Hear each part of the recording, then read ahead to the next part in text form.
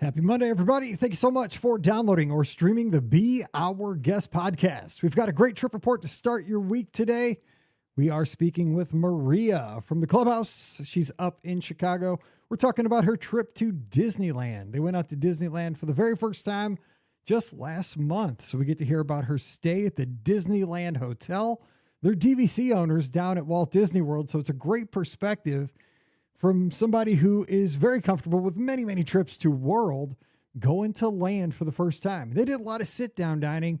So we talk about Napa Rose, Blue Bayou, Lamplight Lounge, and also, of course, times in the theme park, using Lightning Lane Multipass and park hopping back and forth and first impressions of the parks and just what it feels like to go to Disneyland Resort for the very first time. So strap in. We're going to have a good time traveling out to the West Coast. Don't forget, today's podcast always brought to you by the Magic for Less Travel. We'd love to help you get to your favorite Disney destination for no additional cost to you. Check out all the details today over at themagicforless.com. Please also use our Amazon affiliate link when you shop online. Just click through that link and it supports our podcast with each and every purchase. Again, it's beourguestpodcast.com/Amazon. And thank you so very much to our Patreon supporters. That is what keeps our show on the air. So thank you to each and every one of you. You can support us as well. It's just $5 a month. And for that support, you get a bonus show every week called Mike in the Midwest. Come over this week. We'd love to have you. Patreon.com/beourguestpodcast. Ready to take a trip to the world? You found the Be Our Guest Walt Disney World Trip Planning Podcast. This is where your memories come front and center on our podcast stage.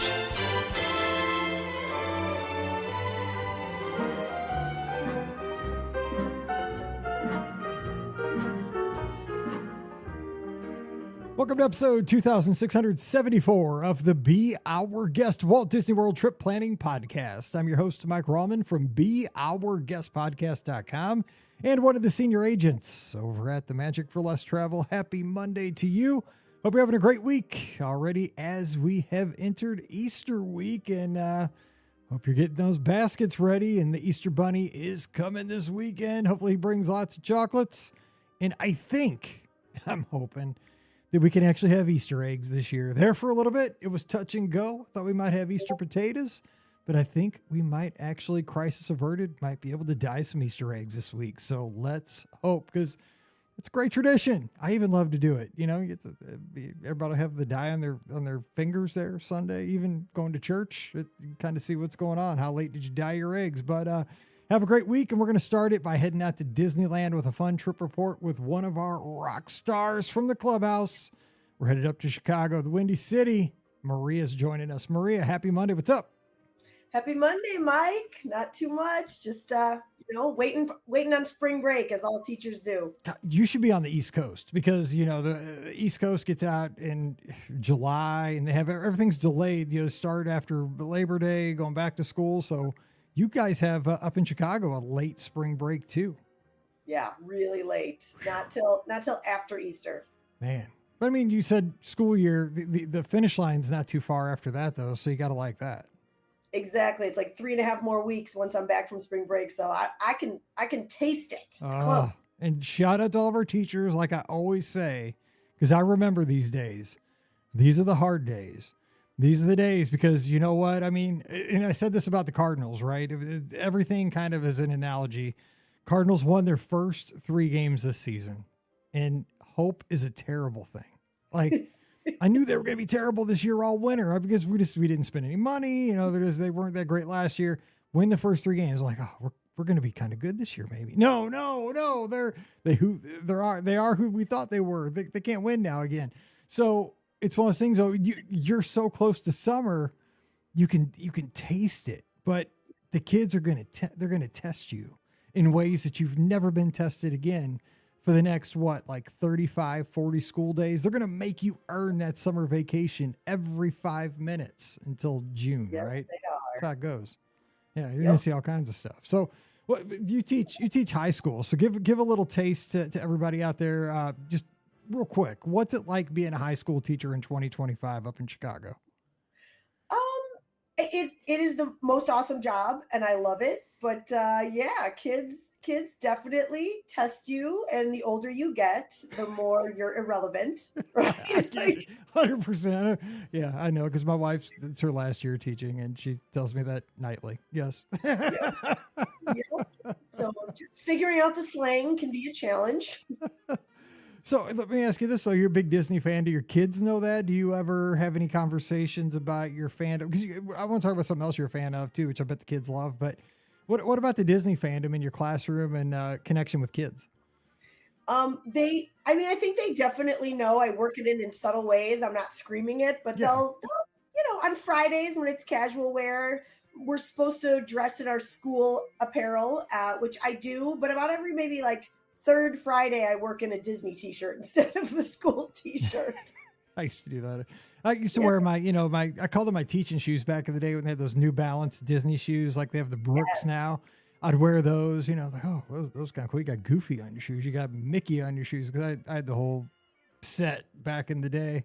And I used them for my teaching shoes because I wanted to keep them nice as long as I could. And I forgot, teaching's not very stressful on the shoes. So that was always a nice connection. Kids would always get, if you're a dude teacher, what'd you get every end of the year? You got a tie. So I'd have a tie on until I decided to dress like a scrub my last couple of years. But it was one of those things, that was always your connection to make with the kids through Disney. One other thing I want to ask you about too is you have another passion besides Disney that we talk about in the clubhouse that I didn't know about until just a couple of weeks ago when you mentioned it. It's this, you have kind of you have an Instagram following and all this with this shoe collection. So tell us about this, because the clubhouse, our Discord server, really was concerned about like what shoes you're going to be rocking for the podcast, and tell us about where they can kind of follow you and find out about this passion too. Oh, well, I don't just the shoes thing. It's funny. So my Instagram handle is called Nihon Shoes, but that is because it's actually combining two passions, shoes and also sake, which I got to convince Scotty G to give it another try. See, I've never tried it because if Scott doesn't like it, it scares me to death. Tequila is good enough, every once in a while, but maybe we'll see. But okay. Sake in Japanese actually is just the generic word for alcohol. Oh, so it's like all alcohol is sake. But Nihonshu in Japan is actually it's like the national beverage of Japan. So I did this weird mashup account because sake bottles have beautiful labels, kind of like wine bottles. And so I started this silly Instagram account where I pair sake bottles and shoes because I got a lot of shoes. So some of them end up on there. It's a silly pastime, but I got into shoes because when I started teaching, Mike, it was actually while I was getting my master's at ISU. And so I was like 22 and ISU paid for me to get my master's very kindly, but they made me teach Spanish for them. So I was like 22 teaching kids who were like 19 and 20. And I was like, I got to come up with a way to look professional because I kind of look young. Like my students think I'm a peer. This is a problem for me. So I started actually wearing a lot of heels and dressing really nice and professionally. And so that's kind of where the shoe obsession started. That's super. I love learning about our listeners and about our friends. That's so cool because my wife was actually in that same situation. She was an adjunct at the University of Missouri, St. Louis. Awesome. When she was starting her teaching career, she had the same thing. Like she was teaching people, just a few years younger than her because she got her master's real young, right? And she was working on it's same thing. That's hilarious. But yeah, exactly. It's super cool, that backstory. I love that. All right, so let's jump into your trip. You were at Disneyland last month. So how did this trip come together? I can't wait to hear about it. So it was our first trip to Disneyland. And so it had been on my bucket list. I really wanted to go. And my husband and I are DVC members. So I was stalking that website. And the weird thing about Chicago is we celebrate this thing called Pulaski Day. Yes. Okay, I got to stop you there because I got to tell you from a Missourian's point of view, right? Because I live right on the border of Illinois, right? So as a teacher, I would always get so mad when my friends, because when I was growing up, I always speed skated on a team where half of our team skated out of Belleville, Illinois, right? So we practice like 4 nights a week in St. Louis, and some nights we do like one practice early in St. Louis and the other practice later, like at 9:30 at night over in Belleville. So you'd have to go across the river. everybody that lived over in Illinois, they get off school for Pulaski Day every year. And I'm like, who the heck is Pulaski? And why do you get off for this cat? I've never, and they, you know what? My friends didn't even know who the guy was or guy. They just knew they were off for school. Like, I mean, all the way through high school, nobody knew who this person was, but they were off for him. Anyway, I'm just saying. Yeah. So anyway, go ahead. Good old Casimir. Nobody knew, but it was just a day off. Everybody's like, I don't know, but we're off school. So go ahead. You guys get this day off. Yeah, so it's so random. So I just thought, I was like, well, it's already a 3-day weekend. So if I can take a personal day, I can make it a 4-day weekend. And it shouldn't be crowded in Disneyland because who else gets this day off? Yes, exactly. 100%. So this was in March, like, but Yes. I mean, you got to contend with spring breaks, though. I mean, for normal like school districts, the early. date we get is like Midwest. March 2nd, so it's still pretty Yeah, early. that's true. Like March 1st, 2nd, or 3rd. So it's still, most schools aren't celebrating spring break yet. And I have to say it worked out because the crowds were negligible. So first Disneyland trip. So, Yeah. and you guys are DVC members, so you know your stuff. You're big Disney fans. Yeah. What? Because I remember my first trip wasn't until 22. I'd been to Walt Disney World so many times. You know, I knew it like the back of my hand. But just had avoided Disneyland because one, I was scared to fly forever and it was too far to drive. Yeah. And then I was just like, but it's so small. You know, in my mind, it was like, it's so small. I'm going to be disappointed. I'm going to feel like it's Six Flags, you know, kind of thing. What was your like thought process before you got there? Like, what were you thinking in the pre-trip before you got there, and then kind of how that changed in the end? So, I mean, I have to say, love this podcast because I learned so very much from you guys. Like, Disneyland wasn't really on the radar until I started regularly listening to this and hearing, you know, just a lot of perspectives on how cool Disneyland could be and the differences between the rides in Disney World and Disneyland. So I was like, oh, we got to go, you know, so I can investigate that. Like, I really want to know, is Pirates better on the West Coast? And, you know, what about these charming rides? Like, we don't have Mr. Toads. Mm-hmm. And I actually never went to Disney as a kid. Never once. My parents were not park people, but I loved the movies. I loved the music, all that stuff. So my first trip was actually, I think it was 2005. And it was because a dear friend, his grandpa was one of the original Old Key West DVC buyers. So he inherited that from his grandpa. So he would use that to take friends like my husband and I, you know, so we'd go every few years and we got spoiled because he was like our expert. He showed us around World and all this stuff. And it was, so that's, you know, that's kind of how I got the bug. So, you know, when I knew we wanted to go to land, I just really wanted to put in the effort. And, you know, I stalked the Discord and I would listen to all the episodes just to figure out what were my must-dos. So it was definitely Fantasyland. It was a lot of the stuff we don't have here, but then also comparing things that we might have here, like Pirates. I wanted to see the differences between the two different coasts. So what about the planning? Because again, I think all of us that listen to this show, especially somebody that's a DVC, you know, many trips under your belt, the planning is different, right? I mean, ADRs are different. They're daily. They're not like all in one swoop. You know, you have no prior knowledge to the restaurants other than what you've heard, what you maybe seen in blogs, vlogs, stuff like that. Yeah. How did you go about the planning as far as like what you wanted to see? Because with two parks, you know, it's like the World, you're like, okay, which park we're going to see each day? It really doesn't matter there because if you have a park hopper, who cares? Really, honest to God. Yeah. You got to make theme park reservations, but it ain't a big deal.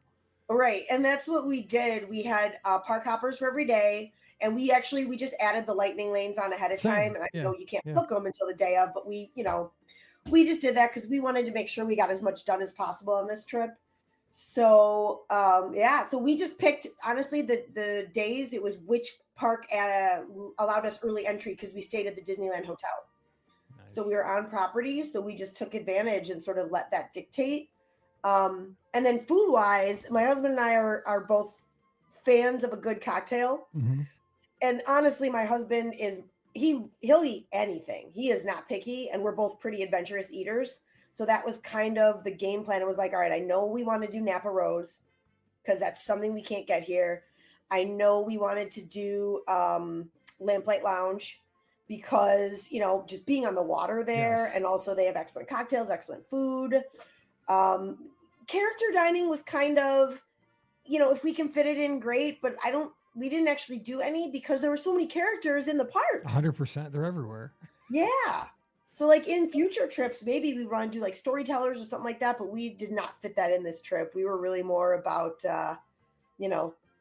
good sit down dining. I know the quick service is amazing, but I'm kind of a foodie. And so I really wanted to catch some things that had to be scheduled ahead of time, like, Hearthstone Lounge and Lamplight Lounge and Napa Valley or Napa Rose. It was awesome. So we'll talk about that kind of in depth here in just a few minutes. Yeah. Let me jump back because I want to ask you about getting out there from Chicago. Did you guys fly into LAX or did you guys fly into Long Beach? Because first time, do you have any issues with, getting to the resort itself? We did not. We flew into Long Beach. Oh, I love Long Beach. Isn't it like an old movie? Like we getting off the plane there. It's so cool. It's so cute. It was great. And actually that was because there's a really great sake shop in Long Beach. So we flew in, and I'm not going to lie to you, Mike, right? So Monday was a day off. I had a personal day on Tuesday, but then I had a flight on Friday night, like a responsible human at like 5:30 p.m. And then Southwest redid their flight schedule and they vanished my flight. So it was either fly at like 10:30 or fly in the morning. And I'm too old to fly at like 10:30 at night and feel like it's 3:30 a.m. I can't do it. Yep. So I kind of gave my principal a wink, wink, nudge, nudge. And I said, yeah, I'm going to be sick on Friday. Mm-hmm. I'm really not feeling good. So it actually ended up being amazing because we got there like at like 10 a.m. on Friday, and even detouring past the sake shop, we were at Disneyland by like 1:30. It was great. Yeah, that is the good news when you're flying west.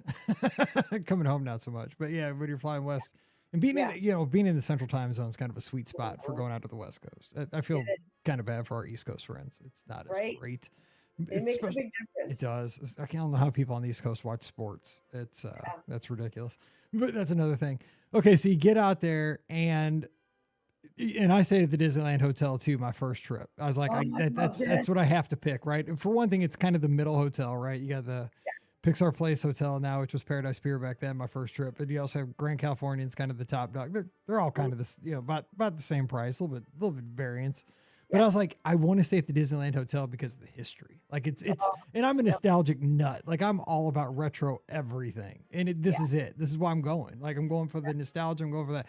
So Disneyland Hotel, I mean, holy cow. Like as soon as I pulled up and like the big purple carpet was out front and I was seeing like the big D, the Disneyland D, I was like, oh, and like the fifth, the red, like the mid-century modern look everywhere. I'm like, oh my God, I'm never leaving. I was like, this is perfect. And it just kept getting better with the little, models in each one of the towers. And I mean, I fell in love. I hadn't even been to Disneyland yet. I was just like in the lobby and going up the store down in the store was perfect. I mean, so what were your initial thoughts when you just got to the hotel? I'm like you, Mike. I like nostalgic things. I like things that are charming. And I thought the theming was amazing at Disneyland Hotel. I loved every second we were there. I cannot wait to go back. It was just so cute. I mean, even my husband is not really a details guy in a lot of ways. And he was astounded, when you took the Murphy bed down and they had the little mural back there, like he loved it. So I would not hesitate to go back. Yeah. And you got the fireworks and the headboard and, we had a standard view room. Mm-hmm. And I was like, should I have got the premium view so I could kind of look out over the theme parks? But the standard view room looks out over mountains. If you're from Missouri, like I could not stop looking at the mountains. I was like, that should have been the premium view. I was astounded by that. So and just that's what we had. And I loved it because we're from Flat.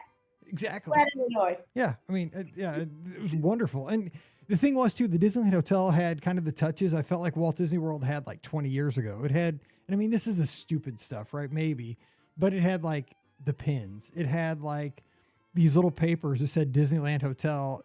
Yeah.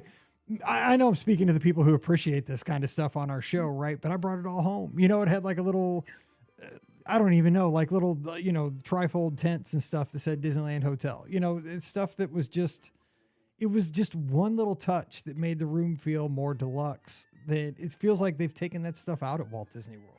Made it feel like you've gone back in time maybe a couple decades. I loved it. It was nice. So you get there now. So you guys were there, what, 3 or 4 days? Yeah. So like basically Friday afternoon and evening, Saturday, Sunday, Monday, flew back on Tuesday. So we had like 4 days in the parks, really. Nice. Okay. So because we were there for a solid week, but the first day we got there, I didn't have tickets because we got there like in the afternoon. We got there in the afternoon, but we were there for 7 days, so only could get a 5-day ticket. Yeah. So the first night we're like, well, let's do downtown Disney. And, but the thing was like, we checked into the Disneyland hotel. We ended up just eating dinner that night with Scott's family at Tortilla Joe's, RIP. Nice. But, I just remember I was like, I have to see Disneyland. I walked up and just went to the gates and was looking, because you can see, I can't believe you can get that close, like the train station and everything, looking through those little green gates, but couldn't go in until the morning, so I was just like, oh, I'm so close, but I can't get in tomorrow though. I'm going to Disneyland finally. So what was your first experience like once you got there and got rolling? Was it that first day or what'd you guys do? Yeah, we wasted no time. We went right into the parks and we actually did the Rancho del Zocalo dining package. Nice. So we went there and ate because we were starving at that point. Great food. Loved it. And then we did the Fantasmic dining experience that night. We did stuff before that, but that was a great way to kick it off because we really, I knew from listening to the podcast, I knew about the pirate ship, but my husband did not. See, that's wrong because Scott knew and I didn't. I think I got arrhythmia because still from 2022, that thing, boom! I came a foot off the ground. How a ship that big snuck up on me, I have no idea, but it did. That scared me to death. He's pretty even keel though, so it was great because he did not so much get scared, but he did get amazed. And his favorite character ever is Captain Hook. Loves Captain Hook. So it was just perfect. It was perfect. Like watching him look like a little kid. Because my husband's like an 80-year-old man. Like he is just, he's worked at one of the big banks for 25 years. Like he's Mr. Steady. But then at Disney, he just turns into a child, which is amazing. That's awesome. I love that though. That makes me happy to hear though. Because it's good to have that. It's good to have somebody steady in a relationship. Yeah. Can't have two crazies. That's really good. No, he just, listen, I'm grateful. We're in our 40s and we have no mortgage. We own our house. Amen. Oh my God. Yeah. Hey, I'll give you a ding and a. Right. The younger listeners, you don't understand what a big deal that is. That's like 10 of those hordes right there, man. We all wish for that. Just saying, that's the best. Okay, so I could set off a tornado siren for that here in the Midwest. Okay, so I don't know where I was. Oh, I got to ask you, what was your first attraction you did at Disneyland? What was it? First thing we had to do was Jungle Cruise. Jungle Cruise, okay. It's my husband's absolute favorite ride. He will never get tired of it. Oh, she's in for the audio show. She's holding up a Jungle Cruise mug. Yes. Yep, the Jungle Cruise mug. So yeah, he was just so happy, and I knew we were gonna have time to do everything. So that's the first thing we hit up. Had to be Jungle Cruise, and the skipper did not disappoint. I agree. Awesome. Yeah, it is wild out there because, and I kept saying this on that first trip and I still say it every time I go back. I've been, 4 or 5 times now. I don't know if it's because it's close to Hollywood or whatever, but and everybody's trying to be an actor out there. Maybe it's just my Midwest perception because I think that is that everybody is just like a little bit better of an actor out there when it comes to play, like Jungle Cruise skippers or people in shows. Is everybody trying to be like a Hollywood star? So they're just like one step up. I don't know. I believe it. Because it was awesome. It was a great skipper. And we laughed as hard as we could possibly laugh. So that's awesome. So what else did you do that first day to kind of get around and what were some of the highlights? What did we do? I think we definitely did Fantasmic. We also did the fireworks because it was a Friday. So that felt like a ding, ding, ding. Yeah, totally. We love fireworks. And I know, they're not all through the week, like at World. So that was on the list. Definitely we jumped on Pirates. And did you agree that it's a little bit better? It was awesome. It was way awesome. better. I'm sorry. I know. They both in World. There's nothing wrong with Worlds. There's nothing wrong with it, but it's longer and it's got more scenes. Yeah. No, 100%, and it's beautiful. And I mean, just even from the very beginning, like you can see the people eating at Blue Bayou. Yes, which is really cool. Yeah. So that's what we did that evening. We ate dinner in Blue Bayou. Oh man, you did that on your first day? We did. I was not messing around with my ADRs. You were not playing. Yeah, exactly. That's what we did. That was the last thing we did on my first trip. We finished the trip with that. Yeah. Nice. Yeah, that was our evening meal. You know, Rancho was to hold us over. And then we had, Blue Bayou, which again, the food was fine. Yeah, it's the atmosphere. Yeah, it's the atmosphere. But I do like a good Monte Cristo. Yep. And the atmosphere did not disappoint. It was glorious. Oh, it was beautiful. We had a great waiter too. That is so cool. Okay, so first impression though of Disneyland Park. I mean, because the thing is, when you're coming from World, like you have familiarity because you've been to the Magic Kingdom, you got Adventureland, you got Fantasyland, you got Tomorrowland. Like, were you guys constantly saying, this feels similar but different, especially because Adventureland's right there on the left as you come off the hub. But I mean, Frontierland's right off the spoke there. It's kind of, it's like alarmingly close to the hub to me at Disneyland. It's weird. Yeah. But it's, and Tomorrowland is in a weird, the orbiter's right there on the ground. But it feels right, because it's old, but it just feels right after a little bit. I don't know. So what were your kind of thoughts as you progress through the trip? Yeah. And my husband did go to Disney as a child. So he is like the master navigator at World. And I don't care how many times I've been there. I have zero sense of direction. I am the Marcus from Indiana Jones. I would get lost in my own museum, 100%. So he was still able to really navigate well, but it was a little bit weird for him. He was like, it's not exactly what I know. It's a slight bit off. And then at DCA, he was kind of lost. So that actually was fun for me because we were almost on an even keel. Not quite. He's still a much better navigator. And as Disney fans too, I think it is kind of fun to be in a park where you do get lost, right? Because that's part of discovery. That's part of being curious about what's around this corner. What am I going to find? Because I'm the same way. Like first couple times at DCA, I had no idea when I found that Monsters Inc. Sully to the Rescue ride because it was so far down that one. It's so hidden in that corner.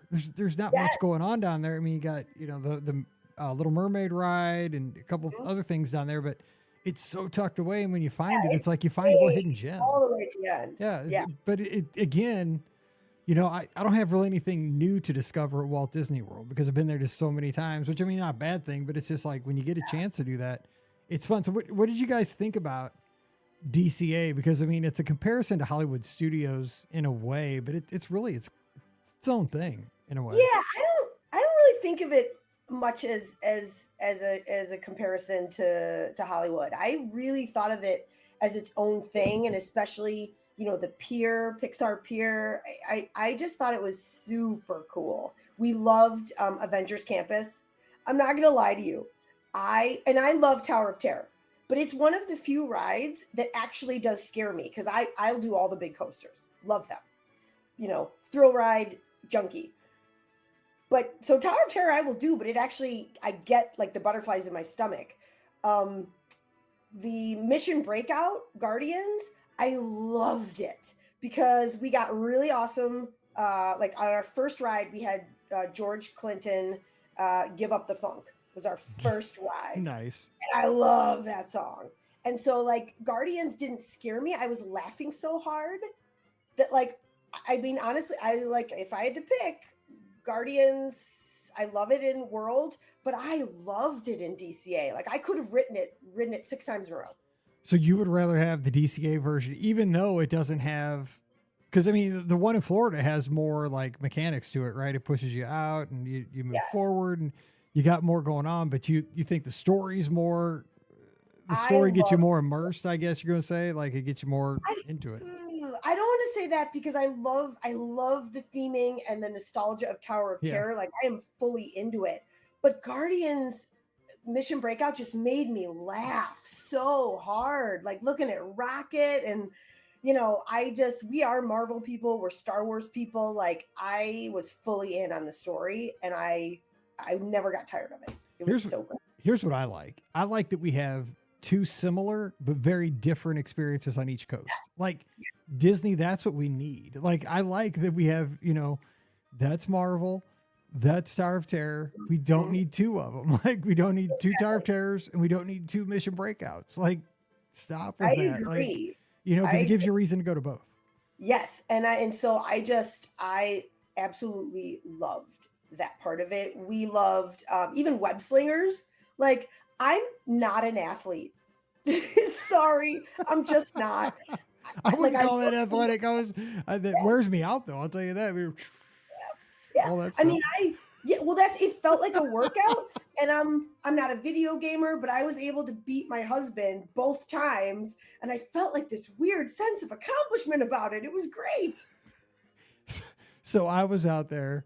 Oh my gosh, it was opening day, I guess in 23. It was opening day of the baseball season. I think it was in 23. I was out it was a media thing that Pam sent me out for. I can't remember what it was for though. Oh, it was when they opened Toontown at Disneyland. Right. And so I went over to DCA and I was in line and I was with this family and they happened to listen to the podcast. They saw me, we got a picture. So we're in line together. So they had like two kids that were like, one was like 14, one was like 12. And if they're listening today, shout out. This was so funny. So we ride that ride together, right? So you're in that thing. You never want to ride a ride like that with like teenage boys. I mean, dude, I got smoked because, I was giving it because I'm super competitive. I do not want to lose in anything, like anything. I think I'm doing something, right? I mean, I was like, for real, I think I broke a sweat like by the end of the ride. I'm like, I don't know if I'm getting any of those like spiders or whatever. I'm shooting the bugs, but I'm just laying, spraying and laying, I'm just like, anything that moves getting shot, but those kids were just like, pew, pew, pew, pew, pew, pew, like snipers. And they weren't even shooting as much. And they're like, twice as many points I had. It's like, you just forget it. And the crowds were so low that we rode it either twice or three times, but definitely twice. And one, they put us on an empty car. So it was just my husband and I. So I owned it. And the other time there were people with us, but it was like a mom and she had it was a baby. Like it was less than a year old kind of baby. And the baby's like, choo, choo, choo, choo. Yeah, the baby wasn't even playing. And the mom was like trying to cradle the baby in one arm and shoot with the other. No way. The mom's like, I'm not giving this right away. Yeah. Pew, pew. Get your hand up, kid. Yeah, there was no competition. Oh God, I love Disney trips. They're too fun. Yeah. The stuff we see on these trips, man. You got to have your camera ready at all times. Okay, so overall, like DCA, what would you say besides like Avengers Campus? Was there anything else that stood out to you? Like, was Incredicoaster something you enjoyed? What'd you think of Radiator Springs, stuff like that? Cars Land? We loved both. For Pixar Pier, I think we rode Incredicoaster about 4 times. It was awesome. Yeah, I agree. Loved it. Yeah, it was because we don't have it. I know it's like it's a regular roller coaster. Like it's weird, but like Disney doesn't have a lot of just kind of like it's almost like a Midwestern roller coaster. Like you'd have like a Great America or Six Flags here in St. Louis. Yeah. Yep. With much better theming. Yes, much better theming, but kind of the same experience as far as the ride. Yeah. Yeah, for sure. And then Radiator Springs Racers, it was amazing. And I full on bought the individual lightning lane. That's the only one I've ever bought. It was there because it was so awesome. I'm like, God, this is worth $18. It's killing me. And I'm definitely not as competitive as you are, Mike, but I'm a little competitive, and it was honestly kind of great because we rode it twice, and both times our car won. Oh, yes. See, I'm not competitive on that because I have no outcome. I have no control of the outcome. So I like to win. I knew we had no control, but it felt great to win. It does feel good to win. Yeah. It was just beautiful, and actually, both times we rode, we had a different experience. So you got to do like the tires one time, and I feel like Yes. the paint was the other one, the paint job, I think. Yeah.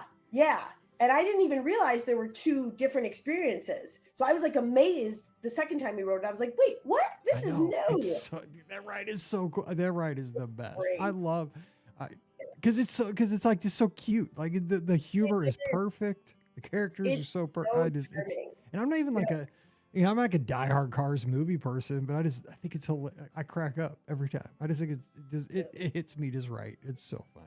Yeah. And it's so beautiful too. Like when you just like rolling at the beginning, just like, oh my gosh, it's beautiful. Yeah, it was gorgeous. The scenery, the theming, it was so fun. Of course, we, walking through Cars Land, I mean, just the cozy cone. And I think my husband would disappoint you because I really thought he was going to bring home, some like bring it home with some great snacks, but he just didn't. I think I scheduled too many ADRs and he just couldn't keep up appetite wise. So, well, I mean, that happens. I mean, that's why you go back though. I mean, also what you guys need to do is go when they have that California Food and Wine Festival. No, they did. Oh, is that when you guys were out there? Okay. Yeah, that was about the same time. Yeah. Cause it was in March. That's when I was out there. Dude, that thing is awesome. You guys didn't even take advantage of that? Cause that was good did stuff. A little bit. Like I was bound and determined to get the whiskey pickle cocktail. Mm-hmm. And we got it, and I liked it. I thought it was great. I was gonna say that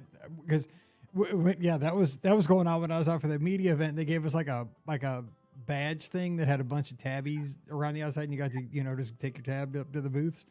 Yeah, I mean, I was like, oh, that food was so good. We didn't do it as much justice as we should have, just because like I got all excited and I scheduled all these all these experiences. So I have a feeling we'll be back around that time because it's like the crowds were so low.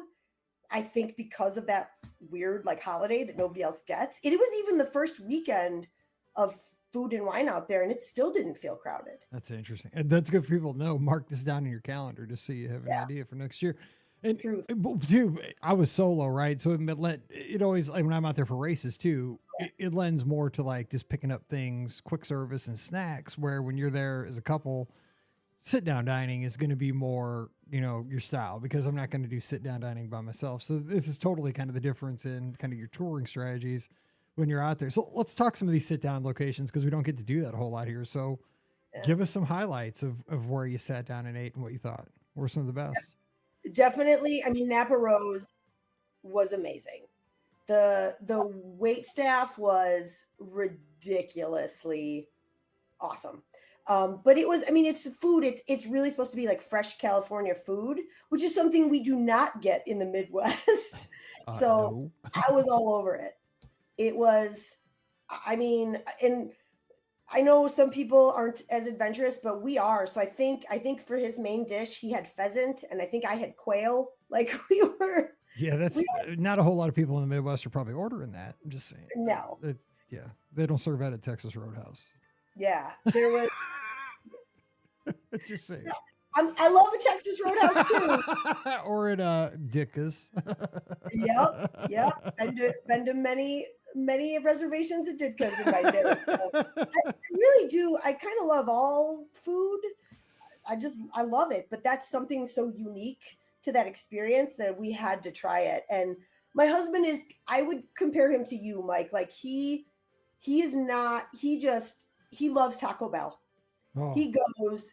I love your husband. I mean, everybody does. He's a stand-up guy. His food tastes like not super fancy. He'll be just as happy at Taco Bell as he would be at, a fancy dinner. But since I told him, listen, you just can't look at the price tag. I'm paying for this, and I just want you to enjoy it. And he did admit at the end of the trip, he was like, yeah, it was the best dining we had. Everything we had there was so stellar. The cocktail, the entree, they brought out one of those, amuse-bouche. Like, it's so fancy that they call it an amuse-bouche. And I loved it. I do like, because the fanciest meals I ever have are like Palo on the cruise ships.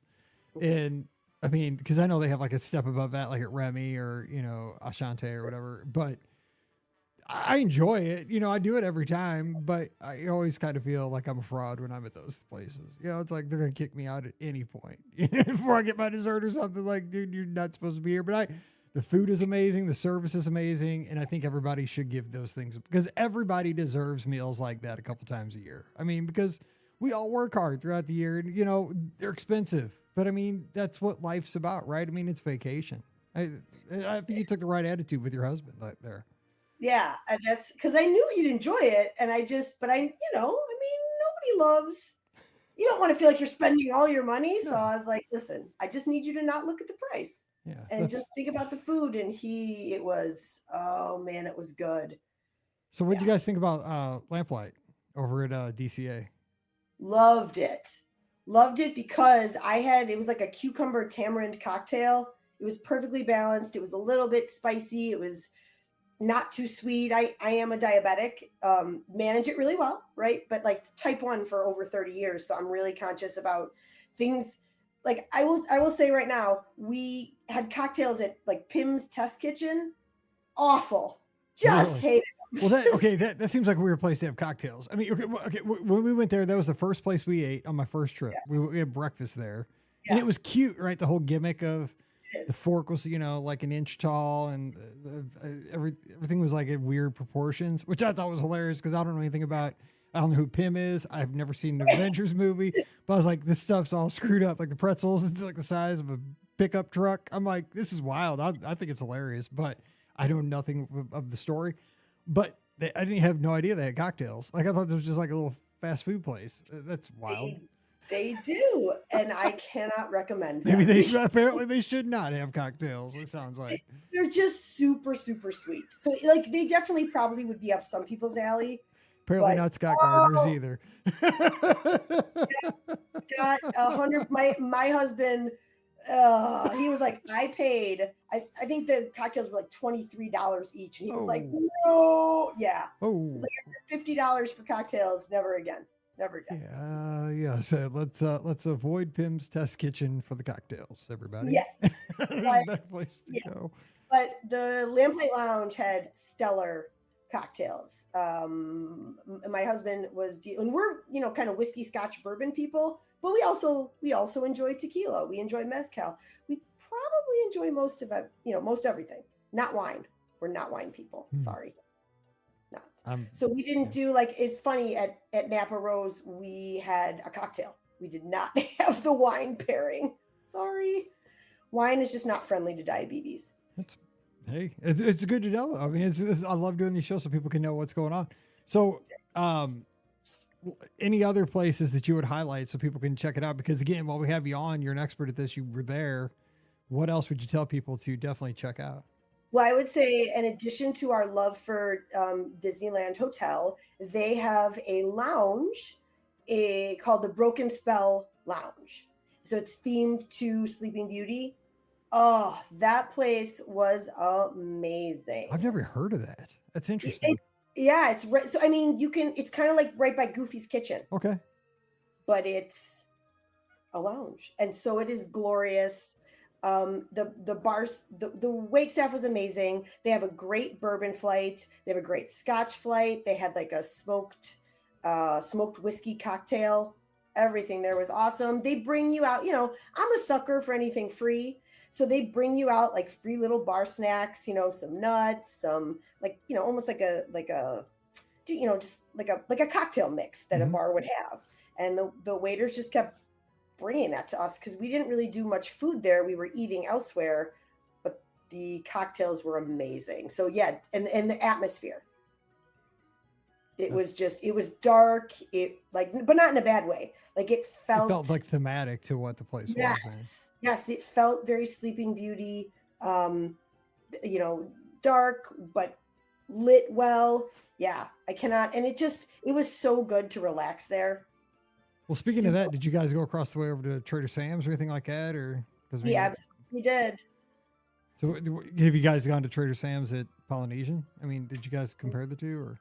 So we have not, because we're kind of on the go when we're at World, and I'm sorry, but I never want to give up a park day to just sit there and like put my name on a wait list. I can't do it. Yeah, no, I hear you. You do have to sacrifice. Yeah. So, but I was able to get a reservation at Trader Sam's because you can do that at Land, which was great. So we absolutely loved it. We were able to sit inside. We ordered, I forget, I'm gonna be bad and I forget which cocktail it was, but it was definitely one of the ones that had the effects, and the bartenders went all out with it. And yeah, we got our souvenir tiki mugs, which were amazing. And then you got to be worried about getting them home, but it's worth No, it. they wrapped them so well. I still get so nervous. I've had so many things break on the way home, even though, I thought they were wrapped well. But oh yeah, our staff was, well, I'm not gonna lie, I am well versed in smuggling bottles of sake home. oh, see, yeah, you're an expert. Yeah, I forgot about that. You're Yep. yeah, you're good. Okay. I'm an idiot. But yeah, like they knew it was our first time at Trader Sam's, and so they really went out of their way to give us a really cool experience. And I ordered the ramen actually at Trader Sam's, and it was, I mean, it's not as great as what I had in Japan, but ramen on the West Coast is generally going to be better than what you get in the Midwest. I can imagine. I mean, So Chicago I though is would probably better than recommend it. St. Louis. I'd have to imagine. So, yeah. I We mean, got some good stuff in Chicago, but it was still, I would put what I had at Trader Sam's out there on par with the best of what we can get in Chicago. So, and that whole vibe of the Disneyland hotel, like the center of it, right? It feels very Polynesian to me. Like yes. with Trader Sam's, the palm trees. I love that Mhm. monorail pool. It just And it was so Tango easy Terrace. because it was literally walk out of the DVC tower, and that the next thing you come to is Trader Sam's. Yeah, danger. I know we stayed in the Frontier Tower. We're just boom right there. Yeah. Yep. It's So dangerous. it was fantastic. Could not get enough. We went there once, and I think we went to the outdoor and sat outdoors too. And because it's got the fire Mhm. places there, I mean, it's fantastic, and it is very Polynesian. So You see a lot of great. people fall asleep right down there every once in a we while. did not, but we definitely did see some people Oh, yeah. sleeping. Oh yeah, I know exactly what you're talking about. That one like curvy spot. Okay, so let me ask you about your impressions, because now we have this mega Disney Springs at World, right? We used to have Downtown Disney, now we have Disney Springs, which is awesome. It's grown so much over the last decade. You have Downtown Disney, but there's something about Downtown Disney at Disneyland that I just love. Like, it's small, but it's efficient. Like, it's got everything you need. Did you Yep. guys eat there, spend any time shopping there, and getting snacks, anything like that?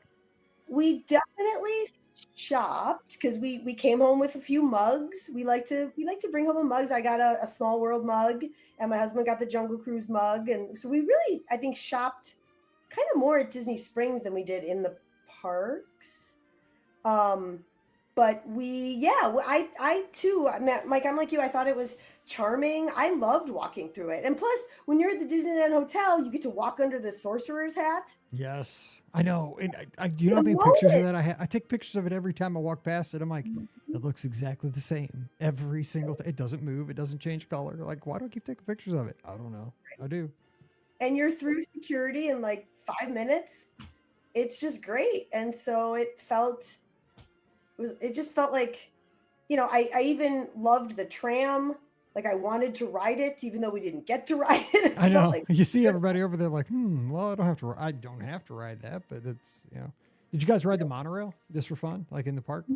it was actually getting refurbed. That's So right, my that's right. two regrets is the monorail was not in operation and Small World was closed for refurbishment. Oh, dang. I know. And that was on my list of things to do.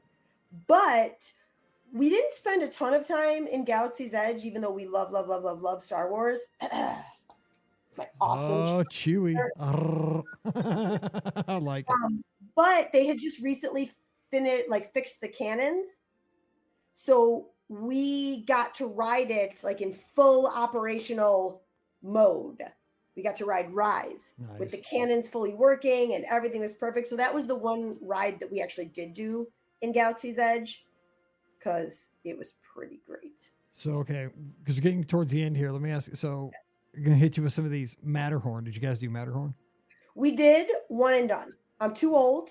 And Okay, I should be one and done because it kills me every time, but there's such a charm about it. I love it. It's like Space Mountain. I keep doing Space Mountain and it kills me. It kills me, but I love it. Because again, I'm not smart. No, I mean, it's so I would brutal. never regret doing the Matterhorn. I kept kind of, I'm not gonna lie, I kept honestly comparing it a little bit to Everest, and I kept being like, where's the Yeti? I want a Yeti. But that Yeti is so cute on Matterhorn. I kind of like the Matterhorn Yeti better. He's like 1.0 Yeti. He's like 60s Yeti. I don't know. I didn't hate it, but I will tell you, I think one of our favorite things that we did was the storybook canal boats. Amen. Those are now when I say that, I feel like I'm an 85-year-old dude. I mean, I am old, but I'm not that old. It is. I mean, because all you're looking at, it's like little, like little models. But it is. I mean, there's such a charm to it. Yeah, it is. It's so. It's. I mean, it is. It's exactly what Disneyland is. Yeah, and I was born in the 80s, so I was really in my Disney era in the 90s, and so that Renaissance era of movies, like that's what the models are of. Mm-hmm. For the most part, it's a lot of that, and so it feels like home. And the fact water. And the fact at the end of the ride, everybody's got to stand up at the same time, so everybody doesn't go in the drink. I mean, yes. That cracks me up every time too. Like, okay, we're all going to stand up on the count of 3, so this boat doesn't flip. I'm like, are we really doing this? Did you guys do speaking of, did you guys do the canoes? Oh, my husband wanted to. Oh, see, I knew I loved your husband. See, look at this. You would be. Yes. I mean, you and Scotty G would slide right into my husband. He's also a runner. So okay, there we go. Yeah, there we go. Yeah, the canoes. That's another thing. I can't believe they still do the canoes at Disneyland. That is such a liability. You're out there with those big boats. On our must-do list if we next time we go. We want to do. Maria, you got to do the canoes. I know. What'd you think of Mansion? Really liked Haunted Mansion. But liked it, but just kept comparing it to World, and I didn't think it was that superior or different. Like I know a lot of people are like, it's so much better out at Land, and I thought it was great, but I also think it's great at World. So yeah. You got to see the overlay for Halloween, Nightmare, because I don't even like that movie, and it's why I love it. Like, that movie is the weirdest thing ever. We wanted to do. Big Thunder, we loved because I really hope that they're putting those effects. Same, they have to be with. I mean, they've pretty much taken that thing down to like nothing. They have to be doing that, right? I hope. But the Indiana Jones ride, now that 5 star, 5 star, 10 stars. That ride is amazing. Yes. Yep. That's why you get Lightning Lane. I think we rode it about 4 times. And one time there must have been a meetup of the Society of whatever, because it was us and it was everybody else in line was dressed like Indy. They all had their Indy outfits with the whips and You're like, I didn't get my invitation. What's going on here? I think it actually was close to the anniversary, maybe. I don't know. So maybe that was what the meetup was. But I did see on social media not too long back. Now that you say that, it was probably about a month ago or so that there was a day where they were giving out like cards for celebration. So it could have been that day. It was the anniversary of it was the movie, the attraction, something. Yeah, it was probably that day. Yeah, you're probably right there. Interesting. So but I love hearing these impressions of kind of how. Now here's another thing. This could be a hot take. Tomorrowland is a mess in Disneyland to me. Like if somebody comes from World, I still get confused kind of going through Tomorrowland. Like I like the subs. The subs are fun. They're kind of claustrophobic, but I make myself ride them. The Autopia's fun, but it just seems kind of messy a little bit. Space Mountain's cool because it's like smoother and you got the better cars and stuff like that. But it just seems kind of sloppy out there. I don't know. What are your impressions of Tomorrowland? I agree. Don't come at me, Disney World or Land people, but we didn't do the subs. We didn't really do Autopia. We did Space Mountain, but all I could think of was I wish it was Hyperspace Mountain. I wish being Star Wars people, I really wanted. It was pretty cool. I did that one time. It was neat. Yeah. Mm-hmm. So it wasn't bad, but we spent a lot more time in Fantasyland. Yeah. Now, did you rope drop Fantasyland like one day? Absolutely. And did you We guys saw get like characters back? Yeah. See that? It's like being in a commercial, right? I mean, it's so Yep. cool. Yep, we saw cool characters, and again, some of them were like Mr. Smee and Captain Hook and Peter Pan, and my husband dearly loves Captain Hook, so that was like worth it for us for sure.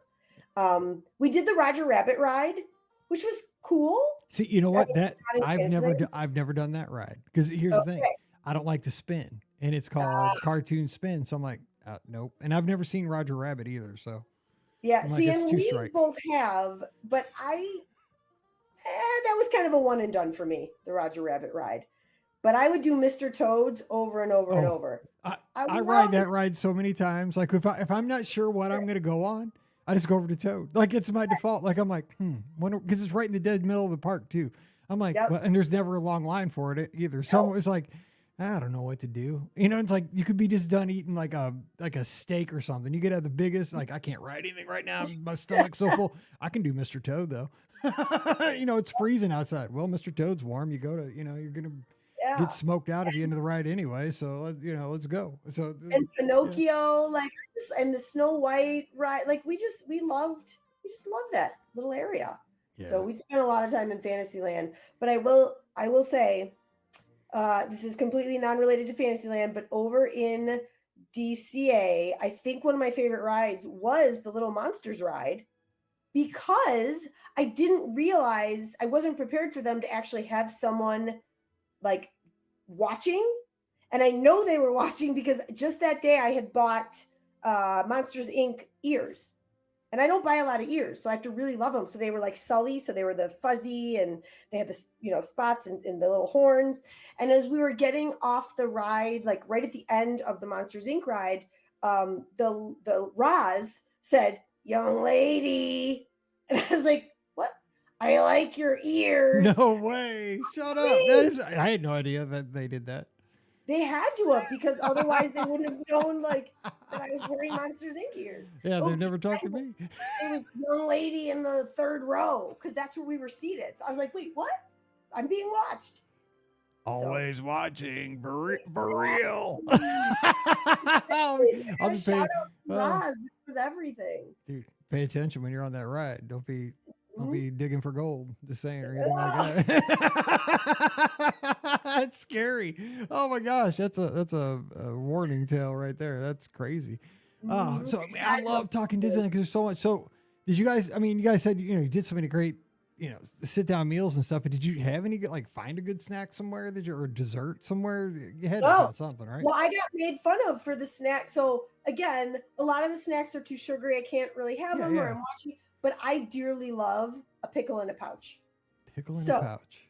The pickle at Disneyland, worth it. I see people eating pickles. I don't understand the whole pickle thing. Like, I mean, I love a pickle. I eat pickles with my lunch, like sweet gherkins, but no sugar-free ones. This is like a giant pickle. But they're dill pickles, right? And it's crispy, and it's got electrolytes and salt, and it's delicious. Yes. Like, don't underestimate the power of the pickle. I know runners drink the pickle juice, right? It's good for the cramps and stuff. But if I get that far, put me on a stretcher, I guess. I guess I would drink it if I got that far. I don't know. The first thing I get when I go into Costco is I go to the pickle in the pouch, the whole box of them, so I can bring them.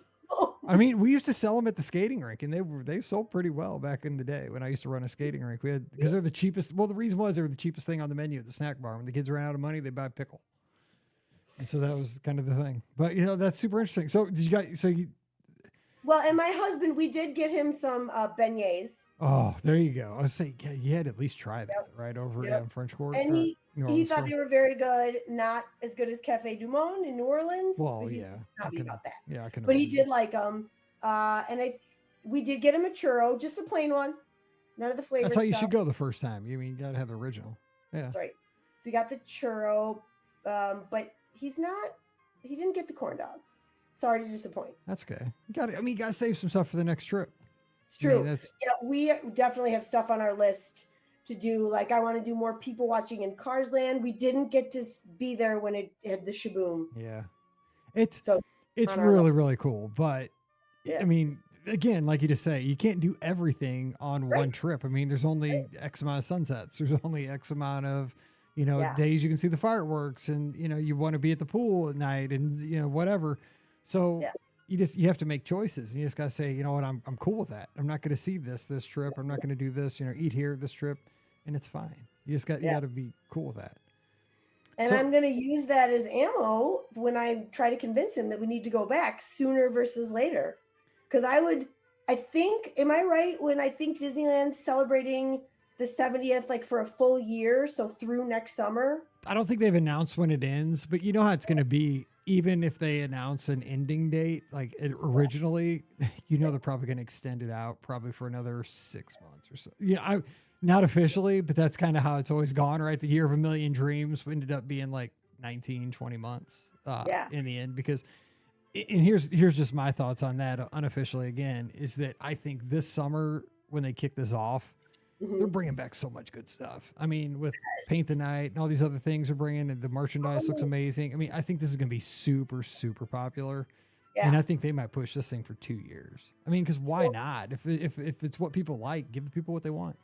That's what I'm hoping, because I would love to see Paint the Night. I've never seen it either. And I mean, that's enough to move the needle to get me to book a trip to go all the way out there across the country.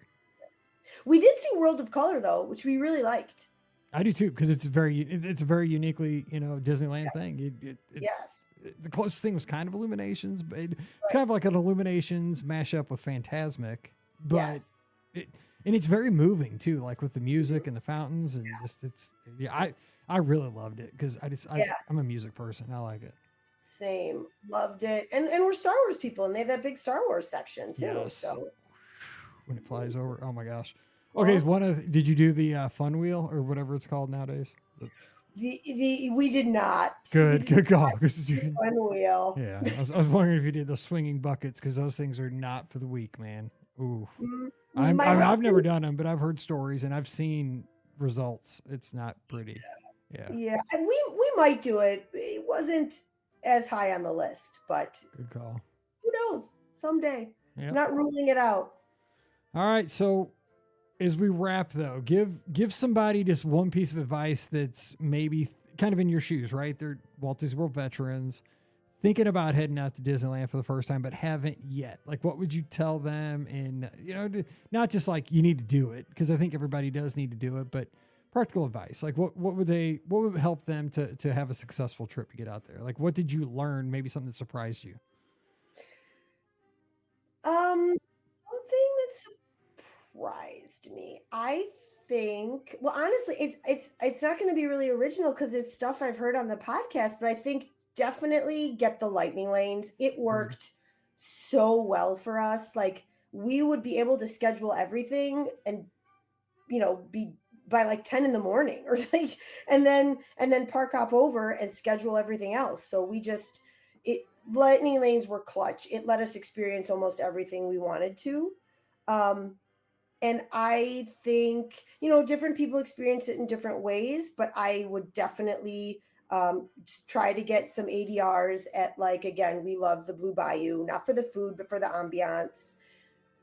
If you are into food, don't miss Napa Rose. Like, I am shocked that Scotty G has not done it yet. 100%, because that is 100% Scotty G experience. Yes. And it is worth it. It was worth the money because of not just the service, but the fresh flavors, the good drinks. Like, I loved everything about it. So I would definitely say, use your ADRs wisely, but that's something that you shouldn't miss. Trader Sam's also, like, there's just a lot of, I think I would say things I've heard on this podcast, focus on the things that you don't have at World. Right. That's good. I mean, I'm so glad you had a good time, because I love, it took me so long to discover Disneyland. I mean, I feel like I lost 20 years where I should have been going out there. I mean, part of it was because, again, I was stupid and I was scared to fly, and that's a whole nother story. But when I got out there, I fell in love with it, because there's two just totally different experiences. World has all the transportation options. It's got the scale. It's awesome in a different way. Disneyland's so quaint, but that's an advantage, where in my mind, before I got out there, that was such a huge disadvantage, When I experienced it, I'm like, yeah, it's so awesome to go from the back of DCA to, you know, Small World at Disneyland to maybe the back of Pixar Pier in 10, 12 minutes, easy walk. It's incredible. Like the small size is an advantage, not a disadvantage. And the density, like I said, with Lightning Lane, you feel like a rock star. You're walking on everything. It's amazing. So good stuff. I will say I'm currently watching a lot of the coverage of Season of the Force that they're having out there right now. And I'm so jealous. They do stuff out there that is really cool like that. I mean, like what you, because obviously you saw like on the rock formations, like the AT-ATs. I mean, oh my gosh, come on. It looks amazing. So that is I'm gonna try to get my husband to go back maybe a little bit more into April so we can try to intersect when that's happening next year, because that looks. Those are your people. That's your people out there. You need to go to you need to make it down either one. I'm sure it's the same out of Disneyland too, but I've been to Galaxy's Edge in Florida on May the 4th. That is wild. When everybody's got I just happened to be there because it used to be during Mallory's All-Star Cheer competitions for Summit. Yeah. And so I was there and I'm like, okay, well, it's May the 4th, right? We got to get a reservation for the studios. I had to check this out. Like, I mean, I'm a Star Wars, like some of the generation. I grew up with the original trilogy, but I don't have like the expensive lightsaber and I don't have a robe, but I'm like, we're going and checking this out, Mallory. And so we went down through, holy cow, there were probably a couple thousand people with like real lightsabers all in the robes. It was like the coolest thing when the sun went down. It was like choo, under the Millennium Falcon. I was like, oh my God, this is the coolest thing ever. And then I was so jealous I needed a lightsaber. So yeah, I might have a lightsaber. I figured you did. I knew it. And I also might have a couple years ago for Halloween, or God, maybe it was just last year, but I wore to school for my Halloween costume. I brought my lightsaber and I wore my ears that are Maleficent ears. So they're really like the horns. Yeah. And I put on the robe and I called myself Maleficent. Oh, I like that mashup. There you go. That's so evil. Wait, what color did you have a red lightsaber? I sure. I was gonna say that's so spot on. You know, there's the ding. If you're a real nerd, you could just switch out the kyber crystal and make your lightsaber any color you want. See, now we know. Now we know. We're educated. All right, Maria, thanks so much for the great show. It's been so much fun. Hang in there. You got spring break around the corner. Summer's around the corner. And have a great rest of the school year. We appreciate you. We'll catch you over in the clubhouse. Thank you so much, Mike, for everything. It's been a pleasure. All right. Don't forget, our show is brought to you by the Magic for Less Travel. We'd love to help you get to your favorite Disney destination for no additional cost to you. Check out all the details today over at themagicforless.com. Please also use our Amazon affiliate link when you shop online. That one extra click supports everything we do throughout the year. It's beourguestpodcast.com/Amazon. And thank you so very much to our Patreon supporters. You guys make all this possible. The video hosting, the audio hosting, the bandwidth. All these bills come due every month, and that's where it goes. So please help support the show. Again, $5 a month is all it takes, and you get a bonus show every week called Mike in the Midwest. Come over. We'd love to have you. Patreon.com/beourguestpodcast. Give me a follow on the social media at beourguestmike. That's on X, Instagram, and Threads. And you can also, again, join us in the clubhouse where we have conversations 24/7, 365 at beourguestpodcast.com/clubhouse. Free for everybody. Tons of fun. And of course, this Sunday night, we'll have a live, it's Easter Sunday. We'll probably still have a live show because I think we'll be done eating the ham with my family. We have everybody over for Easter. But I'll try to get everybody out of the house by 7 or by 6. We'll see. Probably. We'll have a show. Let's count on it. So 6 o'clock Central, 7 o'clock Eastern. Come on over. If you see it, if you subscribe, and we'll plan on it. So join us on Facebook, YouTube, Twitter, Instagram, and Twitch. We'll have the live call-in show and have a good time this Sunday night. Probably. We'll see. Probably. We'll be there. I'm sure everybody will be gone by then. We do get a honey baked ham, so we are pretty popular. All right. So we're going to jump out of here. Wish you a great Monday. We'll be back again on Wednesday with more of your listener questions. So from Maria up in Chicago, where I'm still craving Portillo's, I'm Mike here in Missouri. You guys have a great week. Stay safe, stay healthy, and we'll see you real soon. You've been listening to the Be Our Guest Walt Disney World Trip Planning Podcast. If you have questions, comments, or would like to be a guest on the show, please visit our website at beourguestpodcast.com. Thanks for listening, and we'll see you real soon.